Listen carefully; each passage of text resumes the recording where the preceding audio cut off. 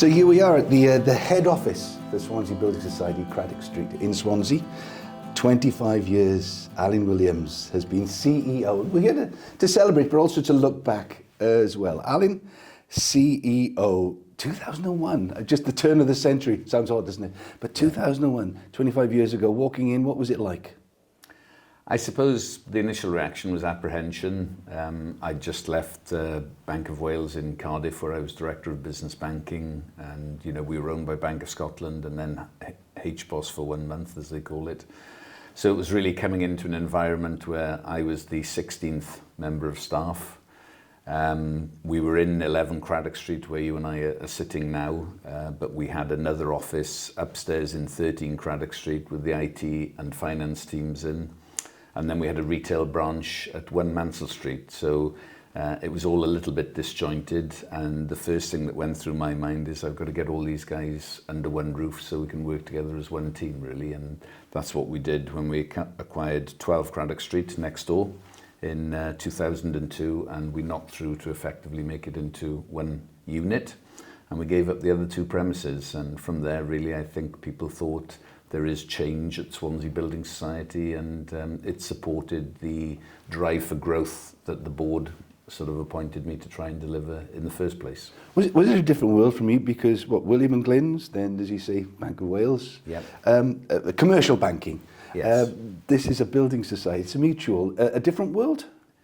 Completely. I mean, clearly working in a PLC environment, it was a lot about making profit, and of course that profit came from the customers, whether they were customers who had money invested in the bank or they were borrowing from the bank.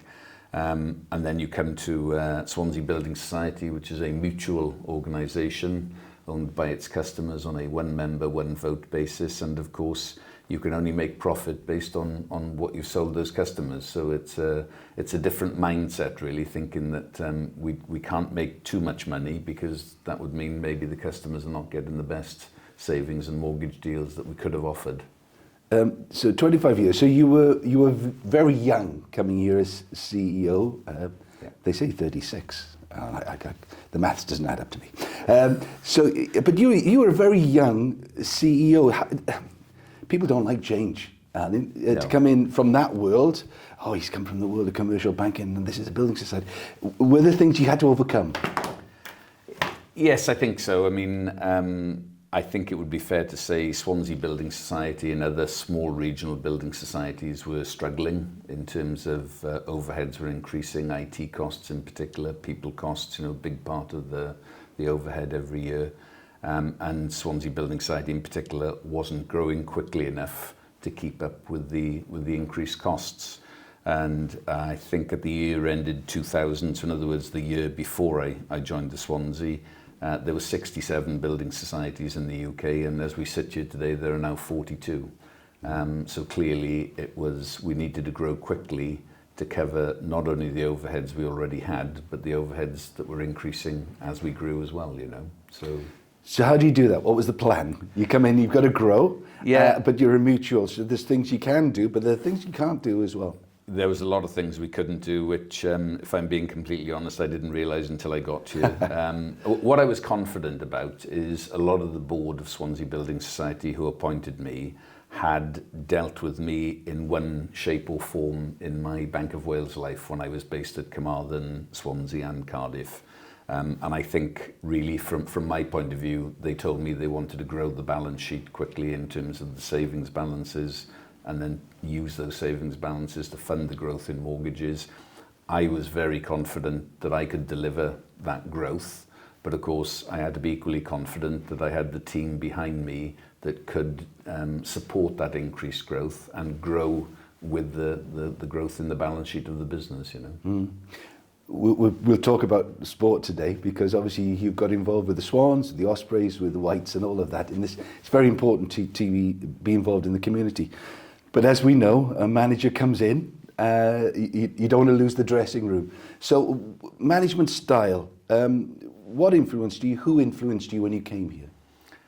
Yeah, it's a great question. I mean, I joined Williams and Glyn's Bank as a fresh-faced 17-year-old straight after O-levels out of school, and I worked with a lot of people in Williams and Glyn's, but probably more importantly at Bank of Wales.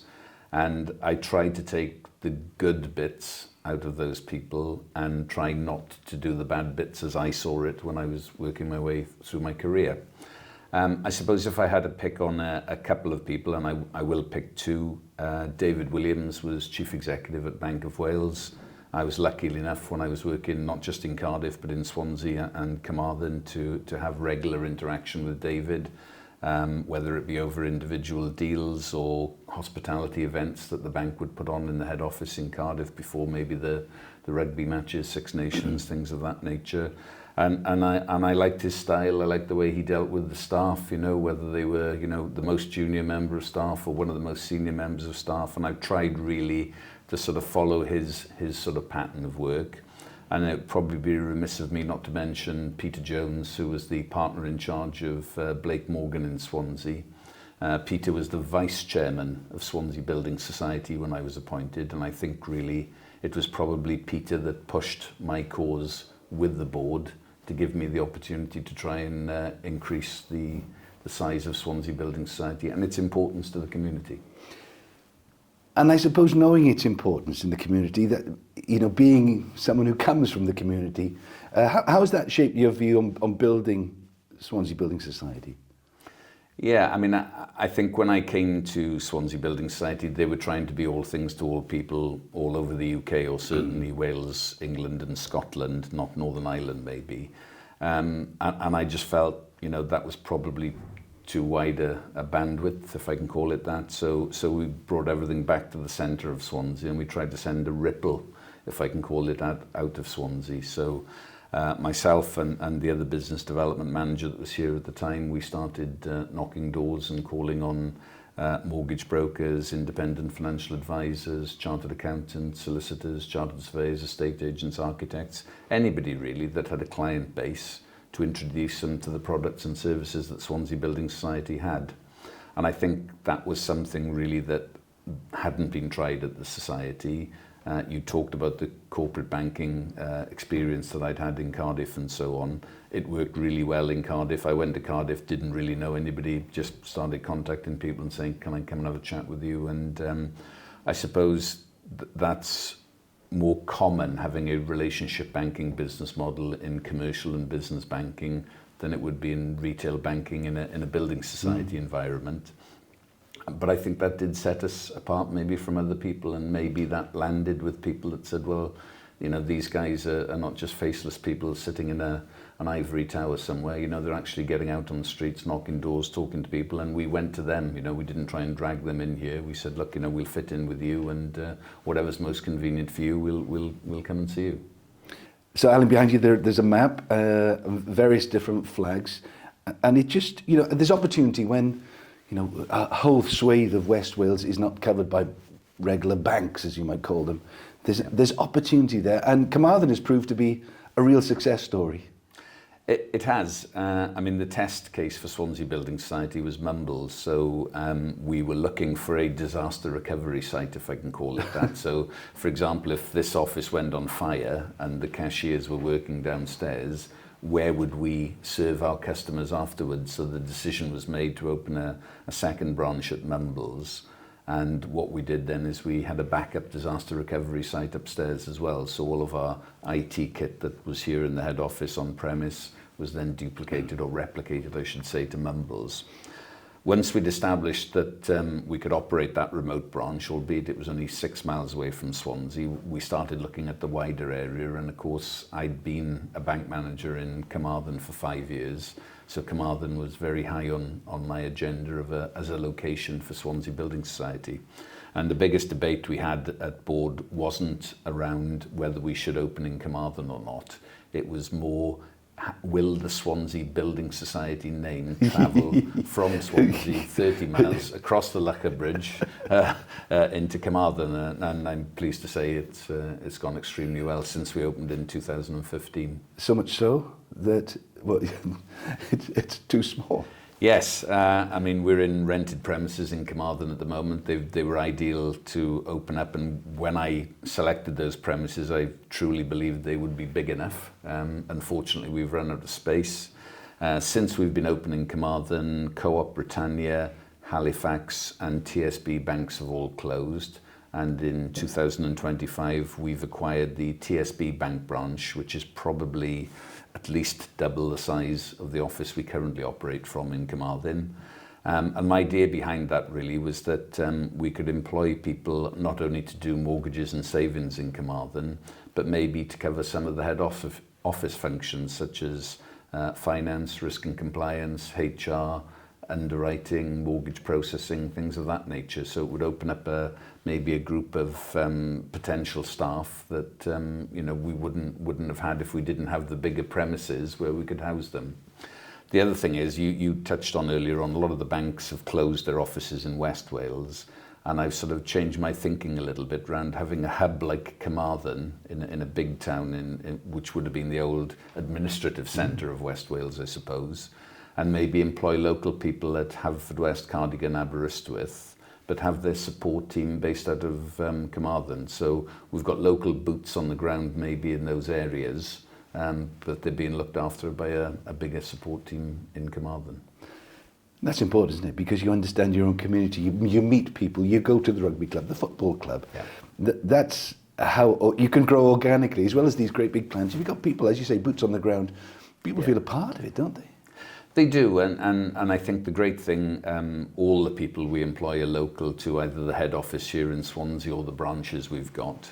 And what that means is that our staff and their children, are in the same school that our customers' children are in. They're shopping in the same shops that our customers are shopping in, and it really does integrate you to be part of that local community then.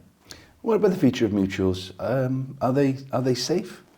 I think we're going through a bit of a renaissance actually, where the PLC model is viewed a little bit with trepidation, in as much as, what do these guys want out of it more than anything, and people have started to realise that mutuals can offer equally good facilities. There's been good examples recently where mutual building societies have actually acquired PLC banks and remutualised assets into the sector.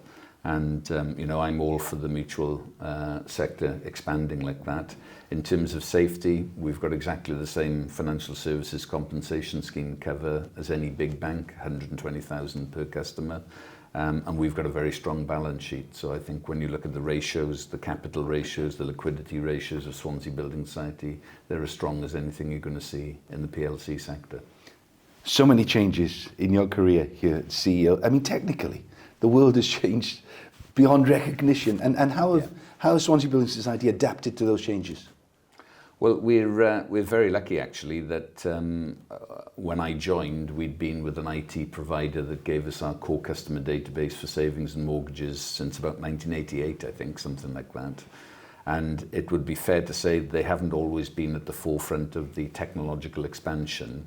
But over the last few years, there's been a big drive on their part to deliver that, and it's meant that we've expanded our product offering through them. So we've offered online access to your savings and mortgage accounts since about June 2020. And in September 2025, we were the first building society in Wales to launch a digital app on mobile devices. So that made me very proud that even though we're the smallest of the 3 building societies in Wales, we were the first to market with the app. So one piece of advice that bright young 36-year-old coming in here to be the CEO of Swansea Building Society with all of the legacy of the brand, but wanting to grow it. What one piece of advice would you give him the chance? Go back to that young man and say. I think probably being a banker by nature, I probably was a little bit overcautious in those early years in terms of employing extra people to help grow the business and expanding the geographic territory by opening branches and things of that nature. And if I could do it all again, I would have employed more people more quickly, and I would have opened the first and second and third branches much quicker than we actually did. You still have time here, Alan. It's not over. This isn't the so like looking back and thinking, thank you very much, goodbye. You still have dreams. Beyond your tenure here, what do you hope for the Swansea Building Society? Well, obviously we've been trading for 102 years, and I mentioned earlier on in the interview that there's been some consolidation in the sector, not so much recently, but in the last sort of 20 years, as you say. And I think it's just about there being a Swansea Building Society in 25 years' time, or however long that is, that's still thriving and not surviving, that's making a difference to people's lives, expanding our geographical reach in Wales into communities where maybe we're not represented at the moment, whether that be with a business development manager or a full branch. We'll have to wait and see, but certainly the investment in digital in terms of the app on the phone. We're also looking to launch a mortgage broker portal in 2026 for the first time, where mortgage brokers could be sat at home of an evening or on the weekend and upload mortgage applications straight into our system. It was a very different building. It's shiny now. It feels brand new, but it's got its roots here in these offices. What was it like? It would be fair to say they hadn't invested a lot in repairs and renewals on 11 Craddock Street in particular, which we owned, funnily enough. So when we acquired number 12 Craddock Street next door, we effectively knocked them through as one unit in 2002, and we gutted the building from top to bottom. So it's been a big improvement, and of course, as the business has grown in terms of branches and frontline staff, be it cashiers or branch managers, we've had to expand the head office team to support the frontline team and those branches. So we've grown and grown, and it's meant that we've had to acquire 13 Craddock Street and knock through into that in 2017. And then we were still running out of space, and if I'm being honest, Craddock Street from a retail sales perspective is probably a secondary location, if I'm being kind, in Swansea. So that meant we had to relocate the retail branch down to Portland Street in January 2019. So there's no face-to-face customer activity in the head office in 11, 12 and 13 Craddock Street. All the team here provides support to the retail branches. And we've found since we've moved to Portland Street, the business in Swansea has really taken off, because we're right in the heart of a little banking hub there now with a number of banks and one other building society. So it's gone extremely well. It's a nice site, isn't it? The one in Portland Street as well. It's big. It's sort of like it feels like it's a proper presence. It's opposite the Cardoma. You walk down into the market. There's a couple of other little building societies around there as well. But it really is a sense of place. It is, and you mentioned the Cardoma, and that's a great facility. The staff utilise it a lot. We hold customer meetings and introducer meetings, and then maybe pop over there for a coffee and a chat. And it's again a little bit of a community thing where we're using a long-standing Swansea business there. And yes, the premises in Portland Street were designed for expansion, and it would be fair to say that we've gained the support of the people of Swansea by making another investment in Swansea, as well as the Mumbles branch and the 3 offices here in Craddock Street.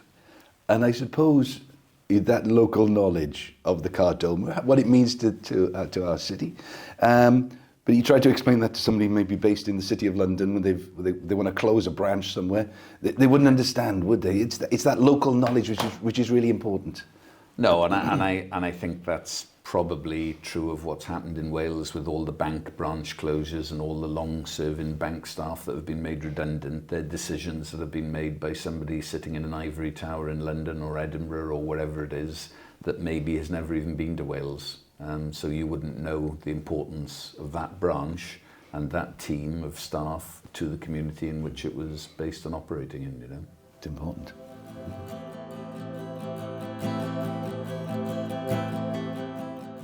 And we've seen all sorts of management styles here at Swansea City over the years. What about your own management style then? What sort of manager are you?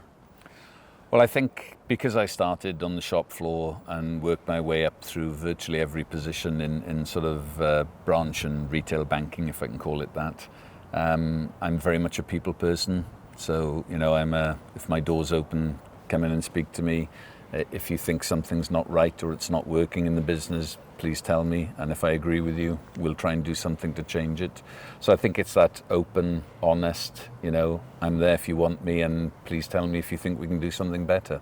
And that's for the same with the staff as it would be for a customer. Alan, here we are beside the Field of Dreams at the Swansea.com stadium. You can have the best product in the world, but if people don't know about it, and we just look behind us, there's the sign, Swansea Building Society, savings and mortgages. You've made that almost a priority of people knowing who you are and what you're about. I think that's right. I mean, when I joined the society 25 years ago, people would say to me, where are you working now? And I'd say Swansea Building Society, and they'd say, which building society in Swansea are you working for? So people didn't actually know there was a Swansea Building Society. So part of the plan was not just about going and calling on people and trying to develop the business. It was about brand and name awareness and making sure people in Swansea knew there was a Swansea Building Society. And you've done that sort of bit by bit. So take us through the chronology of your involvement with the club. Well, we were involved with the club in very early days when they were probably in Division 2, maybe, something of that nature. And obviously we were still quite small, so we had a limited sort of marketing spend that we could invest in things like this. And of course, the Swans went on a really good run and ended up in the Premier League, and unfortunately we were priced out at the Premier League stage, if I can put it that way, with competition from other people, other companies. But then when they came back to the Championship, in fairness to Swansea City, they reached out to us, and it was a great opportunity for us. And I think we've been back with them probably for 7 or 8 years, something of that nature now, and are still in a 3-year deal with 2 years to go. So we'll be coming up to our 10th anniversary very shortly. And it is one of the most watched leagues, the EFL, the Championship, and your brand's there, isn't it? It's on all the shirts. It is, and I'm really proud of that. And I think, although I'm proud on match day seeing the players with it on, what makes me even more proud is walking around Swansea and Mumbles and seeing youngsters with Swansea City shirts on and Swansea Building Society on the back. If you turn up to any boys or girls football in Swansea where they're training in the week, playing on weekends, most of the kids that are training have got a Swansea City shirt on with Swansea Building Society on the back of it, and that makes me feel very proud. What was the thinking behind the lounge, the Swansea Building Society lounge? Because it's one of the most prestigious lounges at the stadium. It's used not just on match days but for other events. What was the thinking behind that? Well, we were very lucky, actually. A long-term supporter of Swansea City that was branding themselves in the lounge had come to the end of their contract.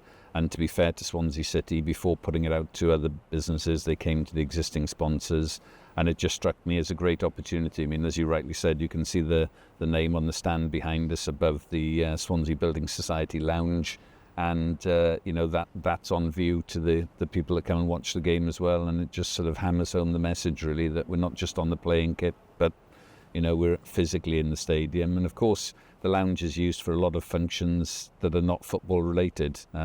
We have our annual general meeting there. Lots of people use it for, weddings and things of that nature. So, it's a great facility.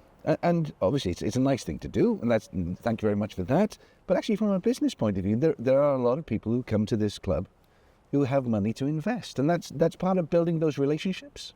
It is, and we have probably at least 10 people in the lounge for every home game, and our managers get to know the other people in the lounge, and they tend to be local business people or high net worth individuals, and we're able to establish a casual relationship with them over football, and hopefully that leads to a business relationship when they need a mortgage or a savings product. So it's not just sport. Obviously, you're involved with the Ospreys and with the Whites as well here. Rugby's been important, but you've got involved in other community projects. Supporting charities, supporting people who are going through difficult times. How important has that been, do you think? Giving back. I think it's vital, to be honest with you. And, we talked about the difference between a PLC and a mutual earlier on. There's no requirement for Swansea Building Society to support the communities that we operate in, but we believe it's the right thing for us to do. As I said, our customers are supporting Swansea Building Society, and we want to support the communities that our customers are living and working in, and that's what we're trying to do, really. Looking to the future, obviously this is Swansea going through an interesting time, and I know you're a big supporter of the team as well, so that doesn't do any harm. Can you see that relationship developing? Hopefully you're both going to the Premier League? Well, unfortunately, the back of shirt sponsorship deal is banned in the Premier League, so we wouldn't be allowed to. Do we know anybody? To do Do that. we know anybody? There must be somebody we know, Alan. We need somebody from Swansea that's involved in the Premier League.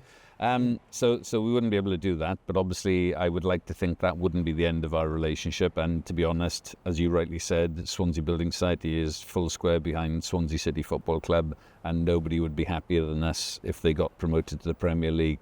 We'd still have the Swansea Building Society Lounge, and I'm sure other opportunities in the stadium would come up if they were promoted again. We're on our journey here today. We've been to Craddock Street. We've come here, the Swansea.com stadium. You think, well, is there anybody else in Swansea that we could be involved in? The arena. Yeah. I mean, that's another gem in our constellation of things. We're going to pop down there a little bit in a little while as well to have a little look around. But those opportunities, because you've established yourself in the community, people come to you. You go to them with these ideas. Yeah, it's a combination of them both, really. I mean, you mentioned our involvement with the Swansea City Football Club, Ospreys Rugby, which is based in Swansea Rugby Club, but we also sponsor Glamorgan Cricket in Sophia Gardens in Cardiff. Again, like here, we've got a Swansea Building Society Lounge, but of course that catered mainly for our male customers who are sports mad, hopefully like we are. But then we've got lots of female customers, and we were thinking, what could we do that would bring on board those female customers and those female professional introducers that send us mortgages and savings and things of that nature.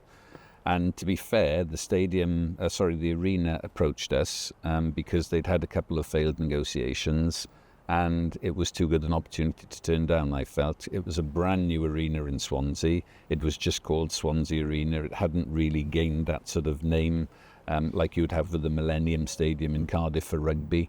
And we just felt, we've got to do this. And the fact that they've recently celebrated 1 million visitors through the arena is just a fabulous achievement. And we're so proud to be associated with that success.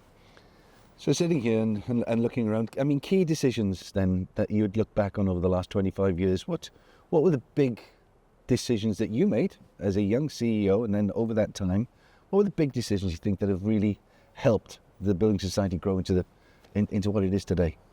Well, I think in those early years, we were trying to be, everything Swansea-centric. So we were trying to get as well known in Swansea as we could, try to meet as many people as we could in Swansea.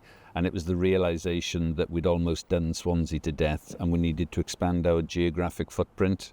So when the opportunities came up in Carmarthen in West Wales and Cowbridge in East Wales, those were the big decisions, I think, that expanded that geographic footprint, not just as far as those places, but in the case of Carmarthen, probably 25, 30 miles west towards places like Tenby, Haverfordwest and Cardigan. And of course in Cowbridge towards places like Penarth, Cardiff and maybe even Newport at a stretch, So, yes, I think it's probably expansion of the branch network and employing more local people who live in those communities again,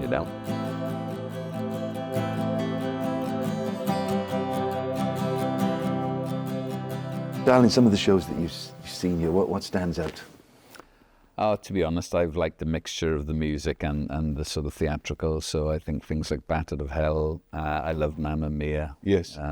Those probably for me. And some of the old bands that have come back from, I'm a sort of 80s teenager, if you like, and seeing some of the bands from the 80s was really good. Let's go back a bit further. I mean, Bob Dylan in Swansea. I know he nicked the name. Yeah. He pinched the name Dylan from Dylan. Well, that's so they say. Yeah. But to see, just about see Bob Dylan on the stage there. Yeah, I mean, it was a remarkable thing. I mean, we quite often get inquiries from customers and professional introducers as well as staff for tickets for certain events. And I've got to say that the Bob Dylan one shocked me the most is how many people came out of the woodwork and said, is there any chance we can get tickets for Bob Dylan? Yeah. And we were able to do some of it, but obviously he sold out, didn't he? Absolutely. So it was great to see somebody of that standing and stature playing in Swansea at the Swansea Building Society Arena. It's a landmark project for the city and for the region. How do you make you feel to be in the Swansea Building Society Arena?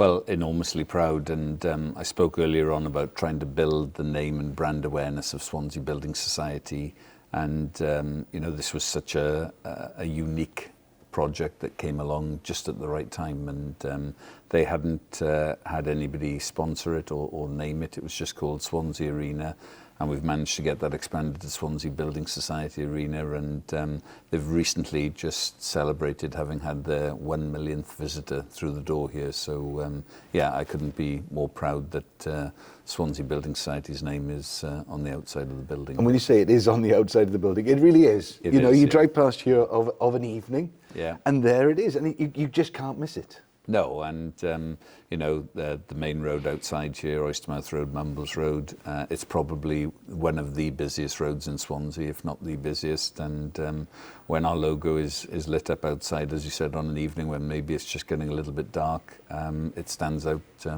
fantastically well. So it's a great way of promoting the society in the arts in Swansea. So it's all very well, and we'll talk about some of the good work that the society does, but to keep everybody happy, as the CEO, you have to deliver. And you really have delivered in the last number of years. In particular, why were these record-breaking years for Swansea Building Society Arena? I think, to be honest, expanding the geography that we've operated in and continuing with the relationship banking business model. So in all of our branches, we've got branch managers, we've got assistant managers, they're all mortgage qualified. So if somebody walks in off the street and wants to see somebody immediately about a mortgage, we can deliver that sort of advice and guidance. But also the same with the savings side of the business. I don't know how many times people have said to me, when I go into Carmarthen branch, I always see Jill because Jill opened my account when I opened it 5 years ago, or something of that nature, So it's clear that the customers are building up that sort of relationship rapport with individuals within the Swansea Building Society team in whichever office they're dealing with. Having these personal relationships is obviously really important to the Building Society. But the world's moving on. People, I know lots of kids, my kids, they've never been inside a bank or never been inside a building society. Yeah. And they do everything on their phones now. So you can't ignore that, and you're really pushing that forward as well. We are, and I mean, we've always been successful at winning children from newborn to maybe age 21 when they finish university, and then we sort of lose them again then until they come back at 45 or 50 years old when they've maybe had a house, had some children, and built up some worth, And the idea behind launching the app on the phone is exactly what you said, really, is that when these kids go off to university or they move to a different city to work or whatever it might be, they can stay in touch with their savings account with Swansea Building Society on the app on the phone, which is important. And I know people don't like to talk about their charity work, but I'm going to push you on it. So becoming, you can support charities in lots of different ways. You can just give them some money and walk away and feel very good about yourself. But you've chosen to get involved with a charity and have a charity every year.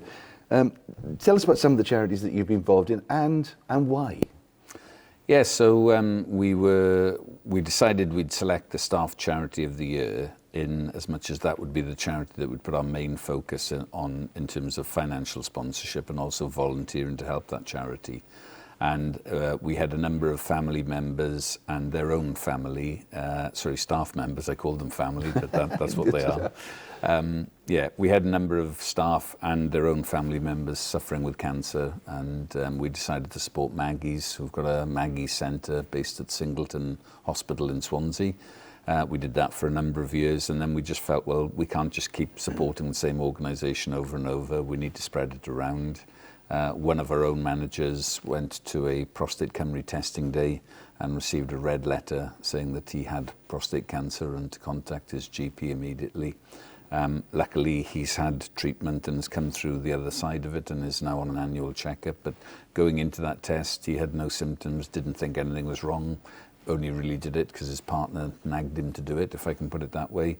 And now we support Prostate Cymru. So last year we supported Prostate Cymru to deliver 400 tests for men in Carmarthen, 400 in Swansea and 400 in Cowbridge, which is obviously where we've got the 4 branches at the moment.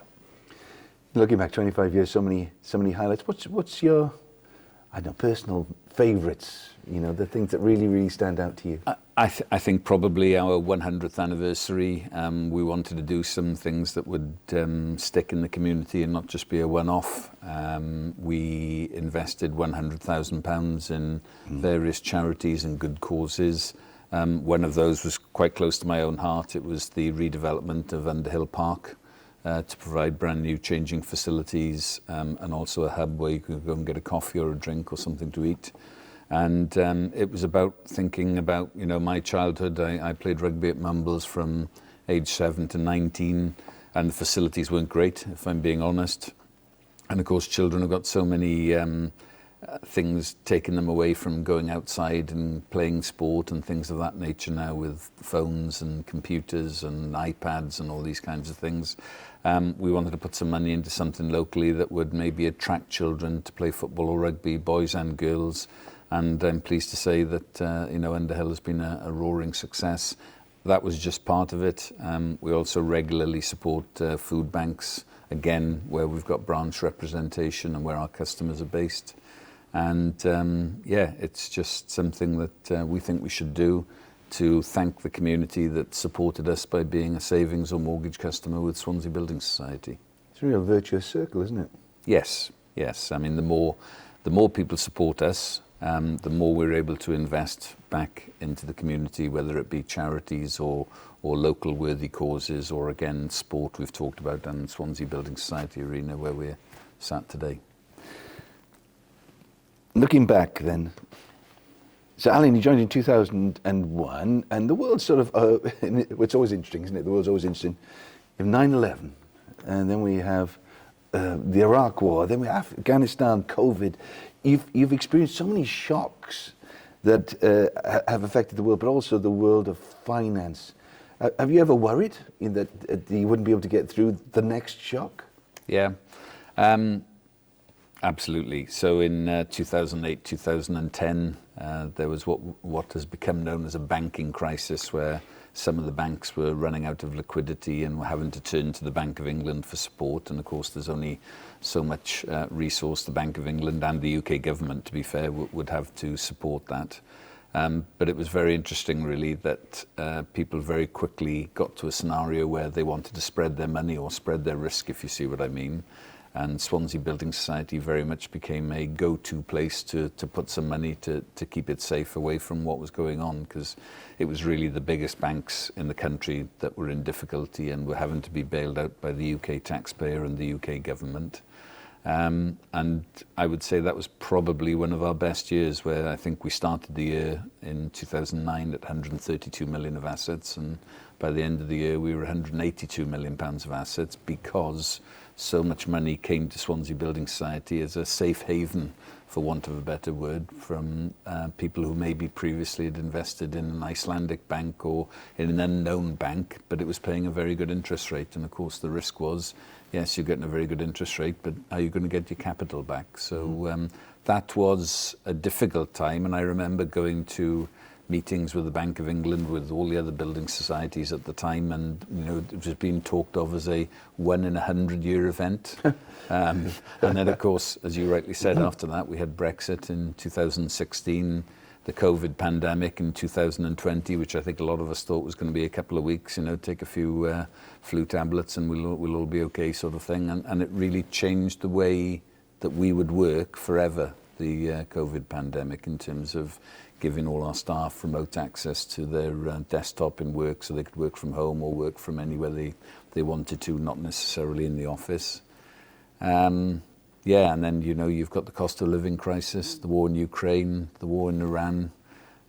We've had a few shocks, shall we say, but then when I look back over the last 102 years, so would my colleagues have had in the Second World War and all that kind of thing. And I'd like to say that the society and the team, not just the current team working in the society, but all the way back to 1923, have shown great resilience in keeping the business going and making it successful. And I suppose, being recognised as being a safe haven, being steady, of always being there with all the crises. Say, 1923, when you had the economic crash, you had the Second World War, all those type of things. That's right. You've proved over the years that you're always going to be there. Yes, yeah, and I think that's quite important. Really, is that not only are we just going to be there, but we're physically going to be there. I think so. In other words, that there will be branches and there will be staff. So when you get those difficult life moments, you know, with which happens in everybody's day-to-day family life, you know, it's not so easy phoning somebody in a foreign country and telling them some of the stories that my staff get told, you know, week in, week out, day in, day out. Whether it be from an arrears customer or death of a customer, or, you know, a partner's got some sort of accident but they haven't got any insurance to cover it and they're worried about how they're going to pay the mortgage.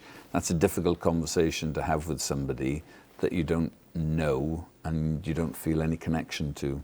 But I'd like to think that our customers feel they could speak to people at Swansea Building Society that would genuinely try and help them through those difficult times. As well as offering, you know, financial services, you are part of the community, and you become trusted, don't you? People do share stories; they share what's happening in their lives, and that's an important part of being a community. It is, and you know, I would like to say probably our cashiers who are on the front line, whether it be talking to people face to face in branch, answering the telephone, dealing with emails, dealing with post. They really do know what's going on in our customers' lives, whether that's, you know, a grandmother coming in with a first grandchild, or, you know, somebody that's saving up to get married or saving up for that first deposit on that first house. And you know, they know what's going on with those customers, and I think that's really good, and I think that's what makes the customers feel so relaxed about coming into the office. There's no apprehension of going to visit Swansea Building Society's branches because they know the people. Looking back then, as we have, looking forward. In 25 years' time, when we're both sat here, Alun, watching some wonderful show at the Swansea Building Society Arena, what will you hope people will think about your time looking after this, and how it affected the community? Well, I think obviously Swansea Building Society is a mutual business, so we're owned on a one member, one vote basis, so I've got no more voting rights than any other customer of Swansea Building Society. But over the last 25 years, I've been the custodian of Swansea Building Society in my role as Chief Executive. And I'd like to think people would look back and say, obviously we grew the business, which clearly we need to do. We need to make a profit, and we need to invest that profit in products for customers, new branches, employing more staff, things of that nature, but also the good work that's meant we've been able to do in the community, both from a charitable perspective and supporting local good causes, sport, to try and encourage people to take part in sport, and so on. And I think probably, it's the fact that, you know, on my watch, we went from strength to strength, and we'll still be there in 25 years' time, I've got no doubt whatsoever. So it's been good to spend some time with Alun to celebrate 25 years of being the CEO of Swansea Building Society. I hope you've understood what he's been through, what the Building Society's been through as well, and how much it's impacted my town, my city. It's an important part. It's one of those fundamental building blocks, like the football team, like the rugby team, Swansea Building Society, and now the arena as well. So I hope it's given you some insight, and I'm sure Alun's got plenty more dreams during the time that he still has here at the Swansea Building Society.